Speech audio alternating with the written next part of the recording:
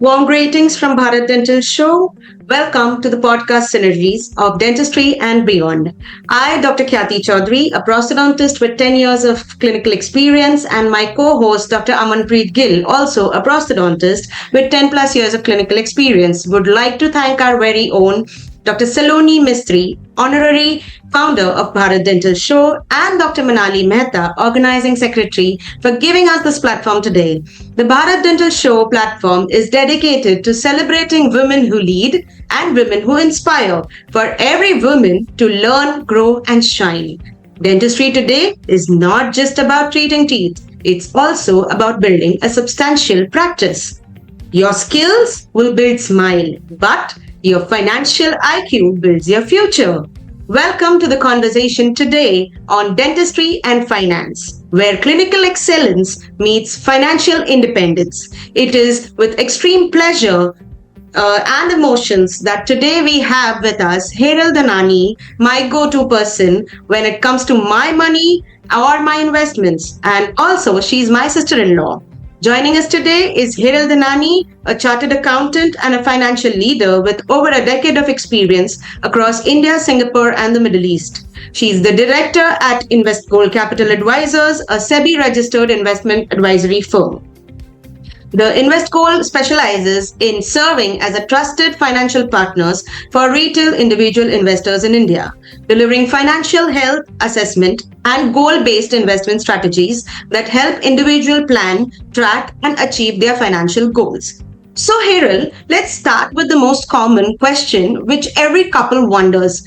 Should a husband and wife handle money or finances together separately, or should women have separate financial portfolios? So whether you pool everything together or you keep separate accounts or do a little bit of both, the question is really just a doorway into something much bigger. It's about what financial independence actually means for a woman, whether she's single, whether she is married, whether she's a homemaker or a primary earner. So the family's big decisions, like buying a house or planning for kids' education or retirement, they should be planned together. But at the same time, every woman who is earning should also have her investments of her own.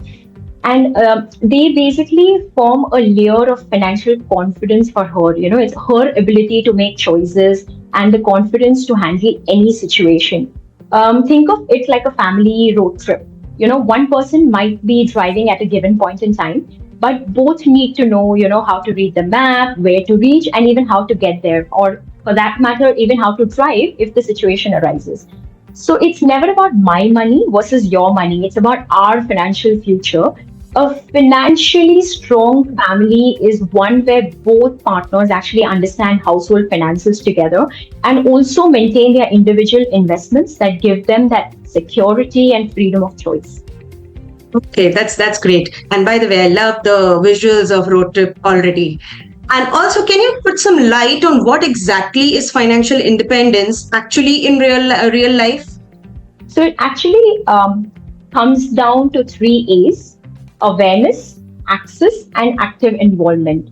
Awareness is, you understand what you own, what you owe, and things like, your investments, your loans, where are they kept.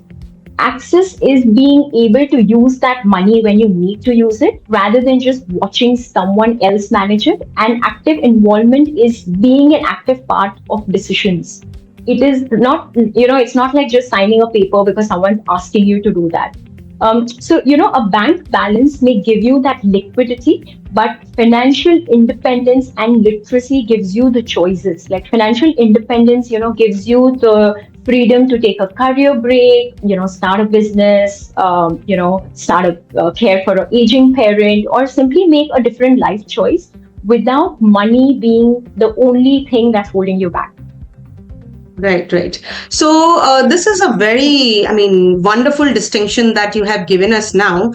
And as you see, historically, Indian households and specifically women in particular have been known as incredible savers. like we have seen our mothers, they have their investments in gold, they invest in like fixed deposit, or maybe they, save like in cash in hand, cash at home, whatever we have. So is that changing, is that mindset changing now with the women, as for in the way that they save? Yeah, absolutely. So traditional saving were a great, way to build habits.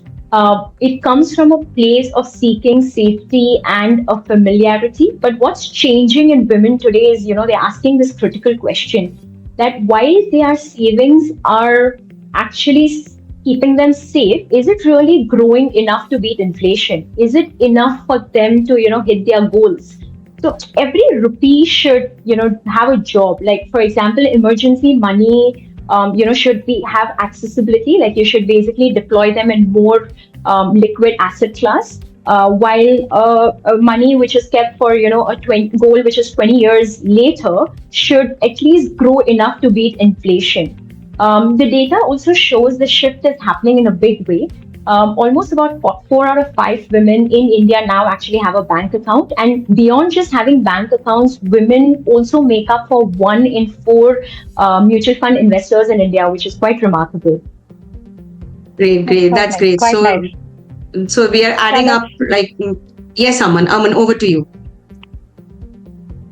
yeah. So yeah, that's a very phenomenal and a very promising, how do I say, numbers to hear at that. 1 out of 4 mutual fund investors are women. So yes, we Yeah. can see the numbers going up there. So that's what brings me to the point where women have the awareness, they have the willingness to invest, they have the money at their hand, but still they are always hesitant. There's always a step back, and there's an intimidation in the same. So could you just tell us why does this So really while happen? buying a yeah, so while buying a financial product on a smartphone has become very easy, even having access to the products isn't a problem as it used to be. But the knowledge and awareness is still a gap. It's a clear gap. Getting a tailored, genuine advice, which is not distribution led, is extremely important. Like most of the financial industry today operate on a distribution led model. Like everyone's trying to sell something. The person actually giving you that advice is often paid a commission by that company selling that particular product. So it naturally creates a conflict of interest. Like, are they really recommending that to you because it is right for you, or is it because they are getting paid higher? Yeah, that's the hesitance that comes in. That whether it is in my interest, Yeah. their in my interest, or their interest alone, whether it's symbiotic or it's synergistic. Very rightly put there. I think that's the reason why it's better I keep the money with me rather than it growing by itself. So that brings me to another query. So for someone who's listening to this right now and who wants to confidently start investing, what do you suggest is the best way of doing the same? So start with small habits, that make a big difference. Like a simple framework to remember: earn, protect, save, invest, and review. So earn, understand what comes in. Protect yourself with an emergency fund. Save for your near-term needs. Invest for your long-term needs, and then review occasionally instead of reacting to every headline. So start even when you think you don't know enough. Like nobody really knows every part of the car before they start driving. You learn the basics. You start carefully, and then you improve with practice. So investment is goes a very similar way. So that easier said than done. The framework does sound very simple, but there is a lot of times when you start with it, your money is scattered everywhere. It's all over the place. You may be having an account in one bank, insurance with something else, FD in another one, maybe a PF and a recurrent, and so on and so forth. There's so much happening. So how to navigate through all this with a real plan, in your opinion? This is the exact problem actually why we built Invest Gold. So most Yeah. people don't start from zero. They always have some savings, some old investments. So at Invest School, we start with the person, not a product. we bring all your scattered dots together into one picture, your income, your expenses, your loans, insurance, your current investments, to answer three simple questions. Where do I stand today? Where are my gaps? And how much do I need to invest each month in order to achieve my goals? Yeah. Got it. And also, as a SEBI registered investment advisor that you are, your Yeah. fee model, you work on a fee model, if I'm not mistaken. If you could just Yes, exactly. inform us about that. Yes. Yes, exactly. So we are investment Yeah. advisors with So, SEBI. We are investment advisors mhm. with SEBI. No hidden incentives to push any specific products, but rather the advice is in the client's best interest. Plus, it's not like, we hand over a plan and walk away. We review, we track your progress, we rebalance whenever it's needed. So it's like we are partnering with you across your financial journey. And tracking becomes extremely important because what gets tracked becomes visible, and when it's visible, it can be improved. rightly said, rightly said. You want a fair partner along your side, which is not biased with the companies that are pumping in the money there. So I completely get your point. Before we wrap up, I have to ask this question, which has been put up by one of our listeners here in question. Like, is setting up a monthly SIP good enough to get in financially independent, or does it need more? Yeah. So SIP is a great habit, but SIP is a tool. It's not a whole plan. Saying I have an SIP is like saying, I took the train, but you still need to know if that train is actually heading towards the destination where you want to reach. True, very true. So, for the most golden words about the most hot question asked, what is the right time to begin, or what is the right time to start? What do you feel? So, taking control of your finances from the very start is what gives you that voice at the table.